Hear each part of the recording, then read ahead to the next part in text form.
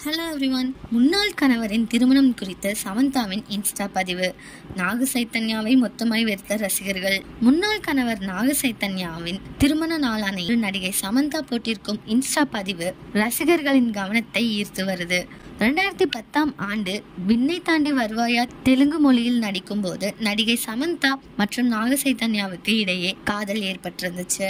இவர்கள் இருவரும் இணைந்து நடித்த மஜ்லி திரைப்படம் ரசிகர்களுக்கிடையே பெரிய வரவேற்பை பெற்றது. 2017ஆம் ஆண்டு இந்த ஜோடி கோவாவில் இந்து மற்றும் கிறிஸ்தவ முறைப்படி திருமணம் செய்து கொண்டாங்க.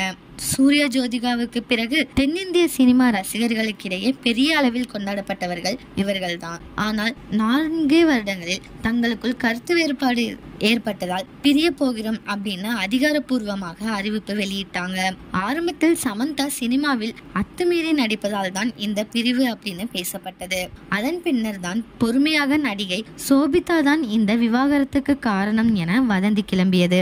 தற்பொழுது வதந்தி உண்மையாகும் அளவுக்கு இன்று அதிகாரப்பூர்வமாகவே சோபிதா தூலிபாலா சோபிதா அக்கினேனியாக மாற இருக்காங்க. நாக சைத்தன்யாவின் திருமணத்திற்கு 1 வாரத்திற்கு முன்னாடி தான் சமந்தாவின் தந்தை காலமானாங்க. நாக சைத்தன்யாவுக்கு திருமணம் நடைபெற்று இருக்கு. இந்த நிலையில் தன்னுடைய இன்ஸ்டாகிராம் ஸ்டோரியில் வீடியோ ஒன்றை பகிர்ந்திருக்காங்க சமந்தா. அதில் ஒரு குத்துச்சண்டை போட்டியில் ஒரு சின்ன பையன் மற்றும் ஒரு பெண் குத்துச்சண்டையில் ஈடுபடுகிறார்கள். அந்த குட்டி பெண் தொடர்ந்து அந்த பையனிடம் ஜெயிக்க போராடுகிறாள். இந்த வீடியோவை போட்டு ஃபைட் லைக் அ கேர்ள் அப்படின்னு ஒரு கேப்ஷன் பதிவிட்டு இருக்காங்க நடிகை சமந்தா. விவாகரத்திற்கு பிறகு நாக சைத்தன்யா 2வது திருமணத்திற்கு ரெடி ஆகிட்டாங்க. ஆனா சமந்தா இன்னும் சிங்கிளாக இருப்பதால் நிஜமாவே இவர் பக்கம்தான் நியாயம் இருக்கு அப்படின்னு இப்போது நாக சைத்தன்யாவின் ரசிகர்களும் சமந்தாவுக்கு சப்போர்ட் பண்ணிட்டு வந்துட்டு இருக்காங்க.